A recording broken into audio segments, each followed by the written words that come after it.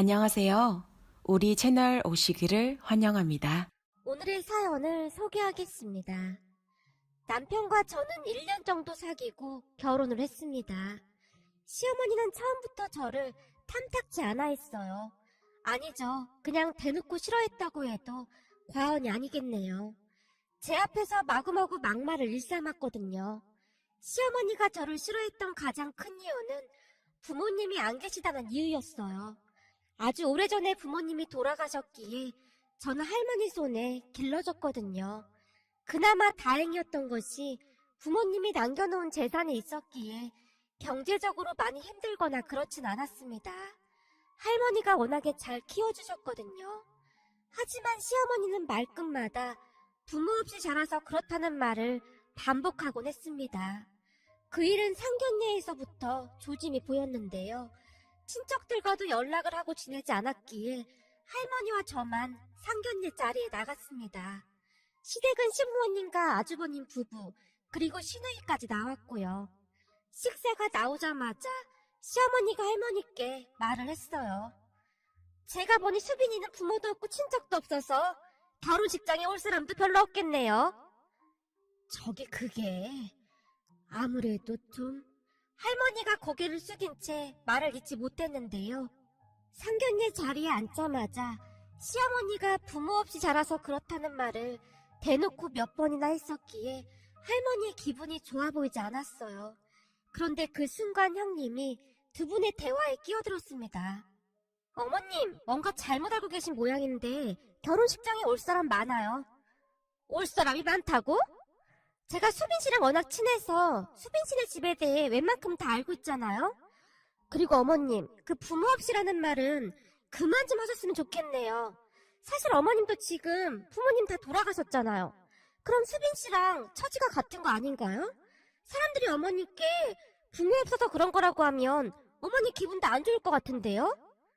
너 지금 뭐 하자는 거냐? 제가 뭘요? 어머님 말씀이 좀 지나치다는 말을 하고 있는 거잖아요. 사실 아까부터 아버님 표정도 많이 안 좋으시더라고요. 그럼 이제부터는 말 조심 좀 하셔야겠어요. 그렇죠, 아버님. 형님이 시아버님을 바라봤어요. 그네 말이 맞지. 당신은 사람이 왜 그렇게 경우가 없어? 아니, 내가 뭘 어쨌다고 그래. 틀린 말도 아니구만. 결국 얼굴이 시뻘개지면서 시어머니가 꼬리를 내렸어요.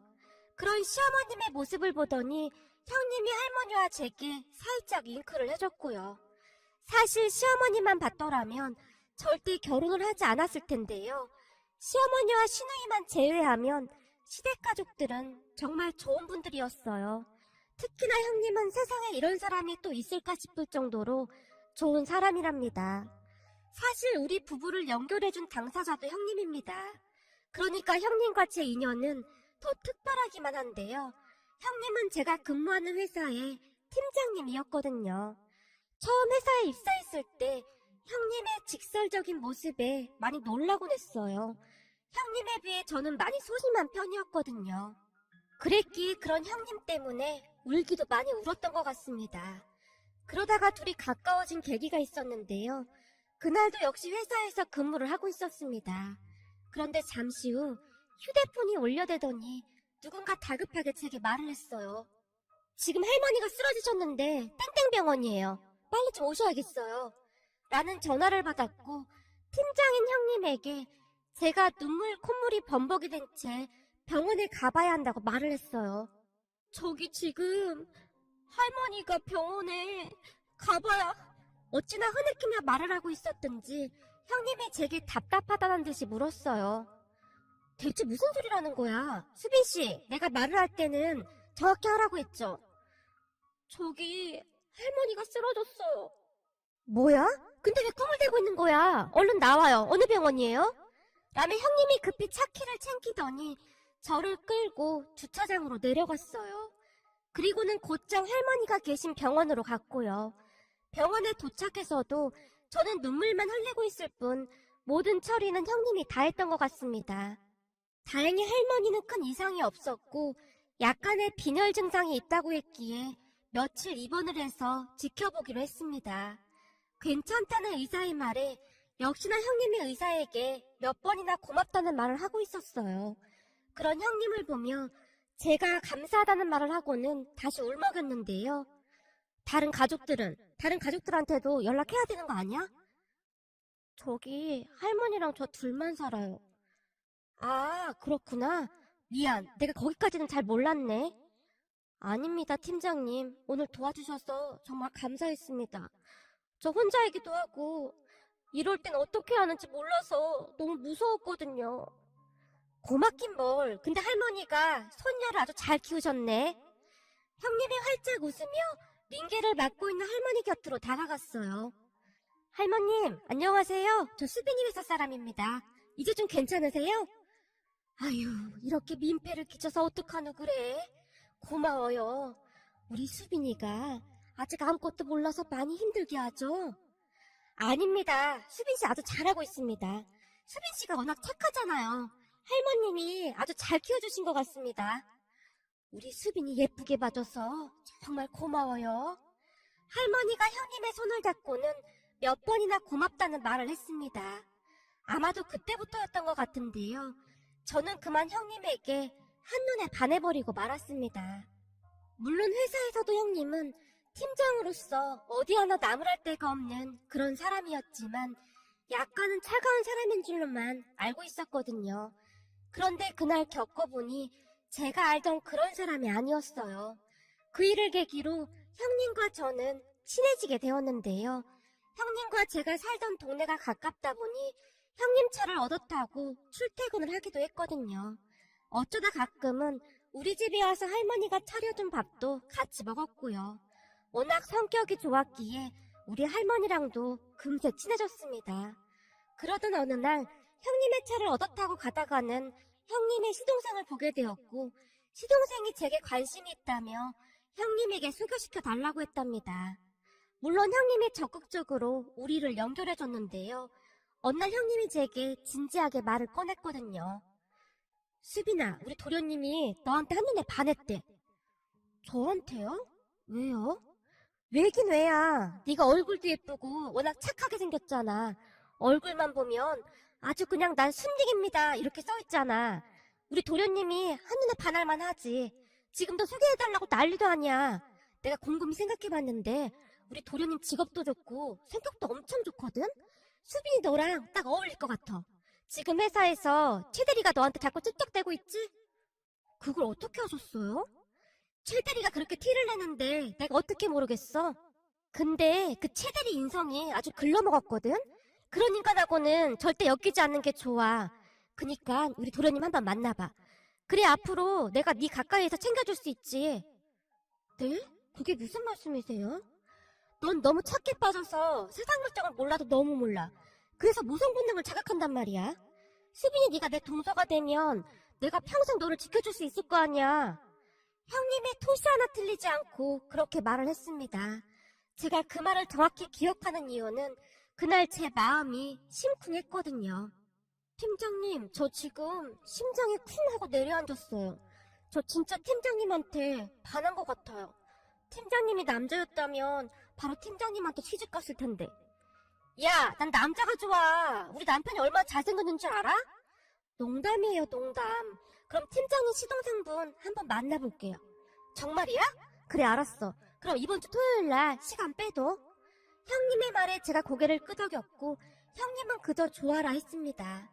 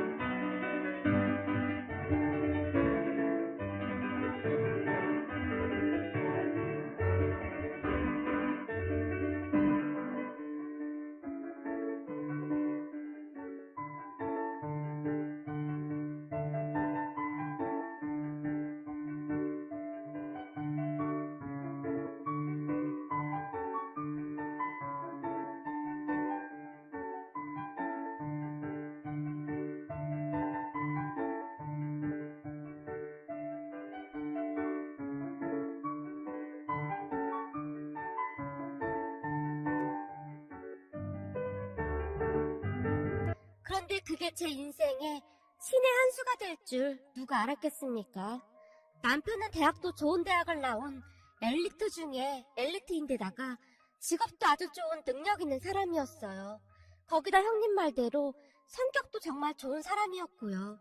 남편에 비해 제가 너무 부족한 건 아닌가 걱정이 될 정도였지만 형님의 적극적인 지지에 힘입어 우리는 만난 지 1년 만에 결혼을 하게 되었습니다. 시댁 가족들은 정말 좋은 분들이었는데요. 시어머니만이 우리 집 형편을 마음에 들어 하지 않았어요. 제게는 든든한 남편과 형님이 있었기에 걱정이 되진 않았지만 말이죠. 남편과 형님이 잘 챙겨주리라는 확신이 있었으니까요. 그날 상견례에서도 역시나 형님은 막말을 일삼던 시어머니의 코를 납작하게 만들었어요. 하지만 형님의 말과는 다르게 우리는 친척이 별로 없었기에 결혼식장 하객들이 걱정이 될 수밖에 없었습니다. 팀장님, 우리 친척이 별로 많지 않은데 어쩌죠? 아, 그거 걱정 안 해도 돼. 나한테 생각이 다 있어. 수빈이, 아니 이제부턴 동서라고 해야겠네. 동서도 밖에서는 형님이라고 불러. 동서 앞으로는 결혼식 준비나 잘해. 참 혼수랑 이것저것 준비할 때 우리 엄마도 같이 봐준다고 했으니까 시간 맞추자. 나도 같이 가야 하니까. 형님 어머님이요? 그래, 우리 엄마도 수빈이도. 아니 동서지. 동서 엄청 예뻐라 하잖아. 그니까 엄마가 알아서 잘 도와주실 거야. 우리 엄마가 내 결혼식 때 연습 한번 해봤잖아. 이젠 완전 전문가가 다 됐거든. 사실 형님과 친해지기 시작하면서 간혹 형님 부모님과도 식사도 하고 잘 지냈거든요. 어느 날 형님과 단둘이 삼겹살에 소주를 먹고 있었는데 형님 휴대폰이 울렸고 전화를 받던 형님이 제게 물었어요. 수빈아, 우리 집에 가자. 지금 우리 집에 먹을 거 엄청 많대. 팀장님 집에를요? 남편분도 계실 텐데. 아니 우리 친정 말이야. 여기서 가깝거든? 네? 팀장님 친정이요? 그렇게 저는 형님 손에 이끌려 형님 친정까지 드나들게 되었답니다. 형님의 성격이 처음에는 곁을 잘 안 내주는 편이긴 한데 한 번 내 사람이다 싶으면 정말 잘해주는 그런 사람이거든요. 형님 부모님도 진짜 좋은 분들이랍니다. 그동안 할머니와 단둘이 살던 저는 그런 모습은 처음이었던 것 같은데요. 집안에 웃음이 끊이지 않는 그런 화목한 집안이었습니다. 형님 성격이 왜 그리도 좋은지 알게 될 정도로 말입니다. 암튼 형님 어머님, 그러니까 사돈어르신이 제 결혼 준비도 많이 도와주셨어요. 그리고 드디어 결혼식 날이 되었는데요. 결혼식 날 할머니와 제가 깜짝 놀란 건 말할 것도 없고 시어머니조차도 놀란 채 눈이 휘둥그레져 있었습니다. 신부 쪽에 하객들이 어마어마하게 많았거든요. 그 많은 분들이 신부 대기실에 직접 오셔서 축하한다며 저를 안아주기도 했고 예쁘다고 외쳐주기도 했어요. 특히나 신부 입장을 할 때는 정말 많은 분들이 박수와 함께 환호성을 질러주기도 했답니다. 그 모습에 할머니가 몇 번이나 눈물을 훔치셨는데요. 아마도 텅텅 빈 신부 쪽 자리가 걱정이 될 수밖에 없었을 테니 할머니 마음이 어땠을지 짐작이 가고도 남았습니다. 그렇게 저는 많은 사람들의 축복 속에 외롭지 않은 결혼식을 올렸습니다. 결혼식이 끝난 뒤 신혼여행을 갔던 제가 형님에게 전화로 물었는데요. 형님, 그 많은 하객들은 어떻게 섭외하신 거예요? 그거 별거 아니었어.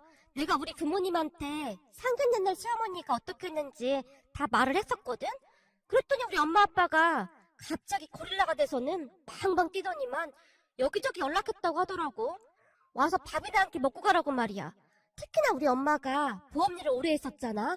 그러다 보니 보험 설계사분들도 많이 오신 것 같고 게다가 우리 엄마 고객들도 많이 왔더라고. 우리 엄마가 한 번 고객은 영원한 고객이라고 참 잘 챙기거든. 형님의 쿨한 대답에 다시 한번 웃음이 터져나왔답니다. 형님은 항상 그런 식으로 마치 친언니 마냥 저를 챙겨주곤 했어요. 결혼하고도 시어머니는 여전히 제게 막말을 하곤 했는데요. 어머, 넌 어쩜 과일 하나를 똑바로 못 깎니? 이런 건 엄마가 가르쳐줘야 하는 건데 말이야. 하긴 엄마 없이 자랐으니 배울 수가 없었겠지. 그런가요? 아가씨도 과일 한번 깎아볼래요? 형님이 신우이에게 사과를 건넸어요. 내가 왜요? 저 과일 깎아본 적 없어요. 세상에나, 엄마가 있는데도 과일 깎는 것도 제대로 못 배웠나 보네요. 뭐라고요? 저 깎을 수 있거든요? 라며 시누이가 사과를 깎기 시작했는데요. 시누이가 깎아놓은 사과를 보던 시아버님이 한마디를 했어요. 아니, 무슨 사과를 이따구로 깎은 거냐? 이제 보니 네 엄마가 나한테 사과 깎는 법은 안 가르치고 무슨 엉터리 마술을 가르친 모양이구나. 주먹만 하던 사과가 계란만 해졌네. 작은 애가 훨씬 예쁘게 잘 깎았구만. 아이고, 저거 시집가면 진짜 볼만 하겠다. 당신은 심술 좀 그만 부려. 그니까 얼굴에 심술만 덕지덕지 붙어있지. 당신 지금 애들 앞에서 뭐하는 거야? 내가 틀린 말 했어? 당신은 말이야, 큰애 말빨 절대 못 이겨. 그니까 그냥 조용히 입 다물고 깎아준 사과나 맛있게 먹어, 제발 좀. 라며 시아버님이 시어머님 몰래 한쪽 눈을 살짝 감더니 제게 잉크를 했어요. 시어머니 말에 남편도 발끈하긴 했지만 항상 형님과 시아버님이 더 빨랐기에 남편은 그저 피식 웃을 뿐이었어요. 그렇게 가족들에게 한 소리를 들은 시어머니가 입이 대빨 나온 채 다시 말을 꺼냈어요. 니들 집들이는 어떻게 할 거냐? 음식이나 제대로 할 수 있으려나 모르겠네. 맞네, 동서 집들이 해야지. 우리 다들 기대하고 있을게. 라며 형님이 바로 말을 했고 제가 고개를 끄덕였는데요. 그날 시댁을 나오면서 형님이 제게 조용히 말을 했어요.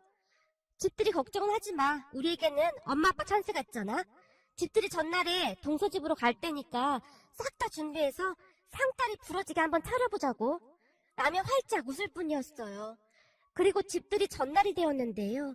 사돈 어르신들과 형님 부부가 우리 집으로 출동을 해서는 함께 마트에 가서 쇼핑을 한 뒤 본격적으로 음식 재료를 준비하기 시작했습니다. 다음날 꼭두 새벽부터 일어난 우리는 일사불란하게 음식을 준비했는데요.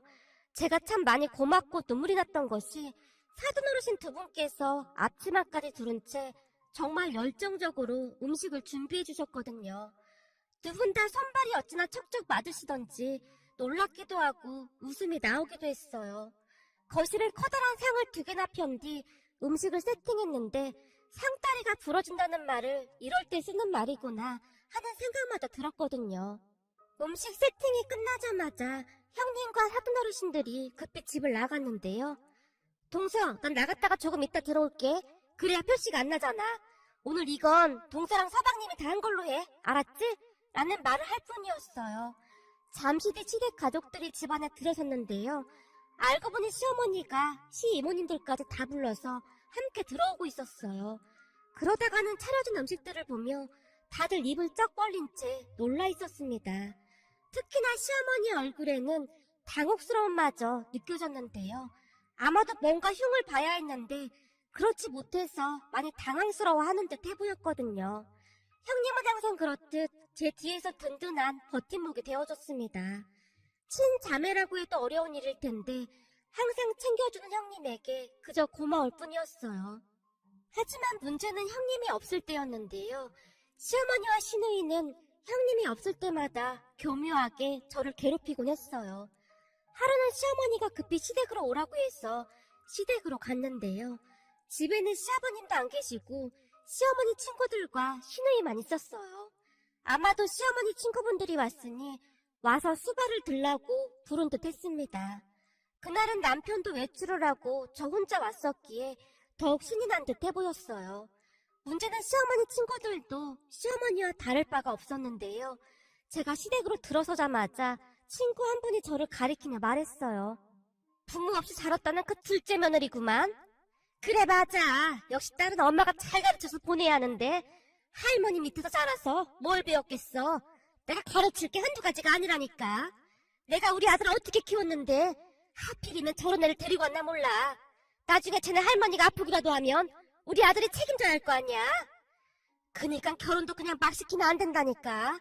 이래서 옛말에 집안을 보고 결혼시키라는 말이 있잖아. 거실에 앉아서 계속해서 제 뒷담화를 하고 있었어요. 거기다 시누이는 아주 당연하다는 듯이 제게 음식을 방으로 가지고 오라고 시켰는데요. 언니, 나 방에서 먹을 거니까 예쁘게 세팅해서 방으로...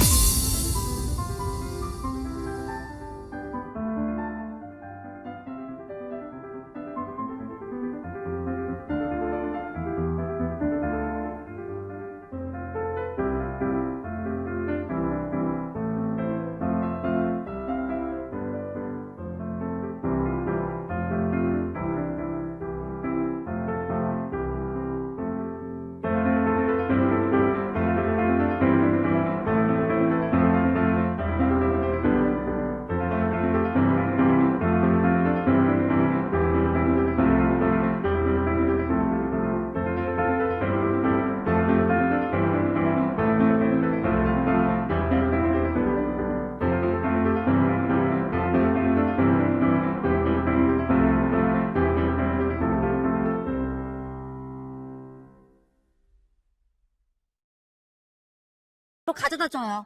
예쁘게 세팅하고 그러는 거 못하는 거 아니죠? 그런 건 엄마 없이 자라도 감각이 있으면 다 하는 거잖아요. 라면 시어머니보다 한술 더 뜨며 명령하듯 말을 했어요. 그렇게 제가 음식을 가지고 신우이 방으로 들어갔는데요. 역시나 뭐라든지 다 못하는구나. 모르는 게 한두 가지가 아니네. 언니는 보기 좋은 떡이 먹기 좋다는 말도 몰라요? 참 볼품없게도 닮았네요. 언니는 도대체 어디에 복이 있어서 우리 오빠 같은 남자를 만나 결혼을 했을까요?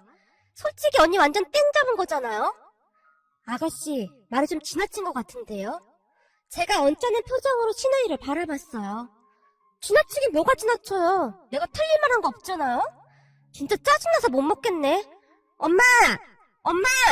신우이가 시어머니를 불러댔어요. 왜 불러? 아니 새언니가 나한테 말이 지나치다는데 감히 신우이한테 그런 말을 그냥 막 해도 되는 거야? 우리 딸이 뭘 하고 있는데 지나치다고 한 거니? 시어머니가 저를 노려보고 있었는데요. 아니 내가 말한 거라고는 우리 오빠 만나서 팔자 고쳤다 그렇게 말한 거밖에 없어. 그게 틀린 말도 아니잖아. 맞네. 우리 딸 말이 틀린 말도 아니구만. 뭘 그렇게 나를 세우는 거냐? 요즘 다른 가족들이 다 감싸주니까 네가 아주 천지분간을 모르고 날뛰는구나. 이래서 부모 없다고 하면 다들 색안경부터 끼고 보는 거야. 봐봐, 별것도 아닌데 자격지심만 떨어서는 발끈하잖아. 더러워서 안 먹을 테니까 이거 가지고 나가요. 신우이가 쟁반을 세게 밀어버리는 바람에 탁자에 놓여있던 쟁반과 음식들이 바닥으로 쏟아지고 말았어요. 암튼 이래서 며느리를 데리고 올 때는 멀쩡한 집에서 잘 자란 애로 데리고 와야 해. 뭘 그렇게 멀뚱멀뚱 서 있어. 바닥에 떨어진 거 치우지 않고. 시어머니와 신우이가 한껏 비웃으며 저를 바라보고 있었어요. 어머님, 제가 떨어뜨린 것도 아니고 아가씨가 그런 건데 이런 건 직접 치워야 하는 거 아닌가요? 아가씨가 떨어뜨렸으니까 직접 치우세요. 뭐가 어쩌고 어째? 네가 뭔데 우리 귀한 딸한테 이딴 걸 시키고 난리야. 어디서 들어와도 이런 개스탱이가 들어와서는. 시어머니가 계속해서 막말을 하고 있었고 더 이상 듣고 있을 수가 없었기에 제가 급히 그곳을 나와버렸어요. 집으로 돌아가는 길에 정말이지 너무나 서럽고 눈물이 날 것 같았지만 그냥 홀로 삼키기로 다짐하고는 꾹 참았습니다. 우리 할머니를 위해서라도 강한 모습을 보이고 싶었으니까요. 그러던 어느 날 신우이가 사귀던 남자와 결혼을 한다고 했습니다.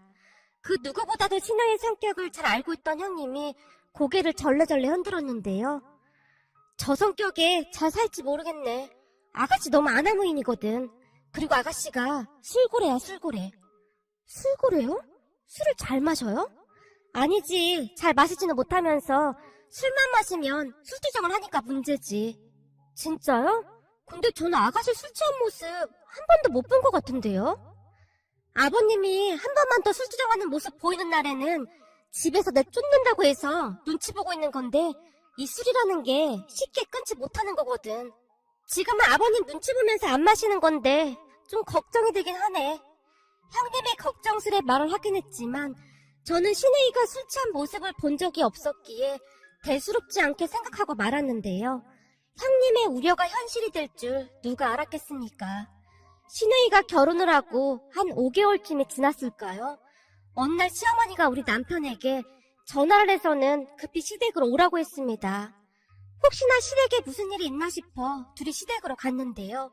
시어머니가 1층에 서서 우리를 기다리고 있었어요. 엄마, 무슨 일이야? 저기 말이다. 지금 이서방한테 전화가 왔는데 네 동생이 술 취해서 난리가 났단다. 술 취해서 난리가 나다니? 집에서?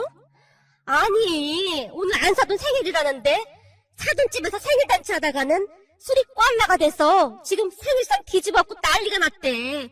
네 아버지 알면 네 동생 제명에 못 사니까 니들이 좀 가봐. 미치겠구만. 집에서 하던 짓을 시댁에서 똑같이 하면 어쩌라는 거야. 아니 근데 내내 괜찮았었잖아. 그거야 네 아버지 무서워서 그런 거고. 시간 없어. 얼른 가봐. 근데 우리만 가라고? 엄마도 가야지. 야, 내가 거길 어디라고 얼굴 두고 들어가냐? 이런 개망신이 어디서 그래. 엄마도 눈에 훤한데 창피해서 거길 어떻게 들어가냐? 결국 우리가 신우이 시댁으로 급히 갔는데요. 거실에 들어서던 우리는 두 눈을 의심할 수밖에 없었습니다. 세상에나 거실 바닥이 난장판이 나 있었거든요. 사돈 어르신이 우리를 보자마자 조용히 말씀하셨어요. 올 때까지 제가 치우지 말라고 했습니다. 제가 지금껏 꾹 참고 말을 안 했는데 이런 일이 한두 번이 아니었습니다. 대체 가정교육을 어떻게 받았길래 술만 마시면 이러는 겁니까? 아니 술에 취했으면 곱게 잠을 자던지 왜 매번 이 난리를 치느냐 그 말입니다. 아마도 한두 번이 아니었기에 사돈어르신도 거의 포기 상태인 듯 해보였어요. 그런데 신우이가 보이질 않았기에 남편과 제가 두리번거리고 있었는데요. 거기 화장실 한번 들어가 보세요. 아주 가관도 아닙니다. 벌써 1시간째 그러고 있으니까 빨리 데리고 가세요. 우리가 끌고 나오려고 해도 말을 들어먹어야 말이죠. 놀란 남편이 급히 문을 열었는데요. 신우이가 그 안에서 거울을 보고는 뭐라고 중얼중얼거리며 허공에 주먹까지 마구마구 휘두르고 있었어요. 야, 나 무시하지 마 이것들아. 내가 누군지 알아? 이거 확 그냥. 그리고는 다시 한번 거울에 비친 자신의 얼굴을 보더니 야, 삐리야, 못생겨가지고 뭘 째봐. 막 욕을 하다가 웃기도 하다가 정말 말 그대로 혼자 생쇼를 하고 있더라고요. 거기다 꼴도 말이 아니었는데요. 도대체 무슨 일이 있었던 것인지 머리에는 잡채 당면이 주렁주렁 매달려 있었고 얼굴 여기저기가 음식 범벅이었어요. 놀란 우리가 신혜이를 잡아 끌었지만 힘이 어찌나 세던지 꿈쩍도 안 했는데요. 우리한테 듣도 보도 못한 욕설을 하기 시작했습니다. 나중에 알게 된 사실인데 바깥 사돈어르신이 신우이에게 술을 그만 마시라고 한 모양인데 그 말을 듣고는 거실에 차려진 밥상을 들러 엎어버렸다고 하네요. 그렇게 우리는 신우이의 양팔과 다리를 잡고 질질 끌다시피 해서 집으로 데리고 왔는데요. 결국 고모부가 더 이상 못 참겠다며 이혼하자고 통보를 해왔는데 신우이는 실투정을 한 적이 없다며 팔짝팔짝 뛰고 난리가 났다고 하네요. 그런데 바깥 사돈어르신이 그날 신우이의 행동을 다 촬영해놨다고 하더라고요. 그리고 그 영상을 시아버님께 고스란히 보냈고 말이죠. 그 바람에 시아버님이 이성을 잃고 말았는데요. 바깥 사돈어르신께 몇 번이나 사과를 드렸는지 모르겠습니다. 하지만 고모부도 더 이상 무서워서 같이 못 살겠다고 하면서 계속해서 이혼을 통보해왔어요. 어차피 5개월밖에 살지 않아서 재산 분할 같은 것도 할 것도 없다면서 강력하게 이혼을 요구해왔기에 결국 신우이는 하루아침에 이혼을 당했습니다. 그 모습을 보며 우리 남편이 시어머니에게 한마디를 했는데요. 맨날 우리 집사람한테 부모 없이 자랐다고 무시하더니 저게 인간이야? 어떻게 시어머니 생신상을 엎어버릴 수가 있어? 엄마한테 가정교육을 어떻게 받았길래 저럴 수가 있는 거냐고. 아니 술 좀 그만 마시라고 했다고 시어머니 생신상을 엎어버려? 엄마가 우리 집사람한테 한 것처럼 했으면 집안이 아주 아작났겠네. 그니까 엄마 우리 집사람한테 잘해. 그리고 엄마 창피한 줄 좀 알아. 넌 지금 불난집에 부채질하냐? 엄마가 그날 그 꼬라지를 못 봐서 그래. 진짜 내가 다시 직겁했다니까. 그랬으니 사돈어르신들은 얼마나 놀랬겠어.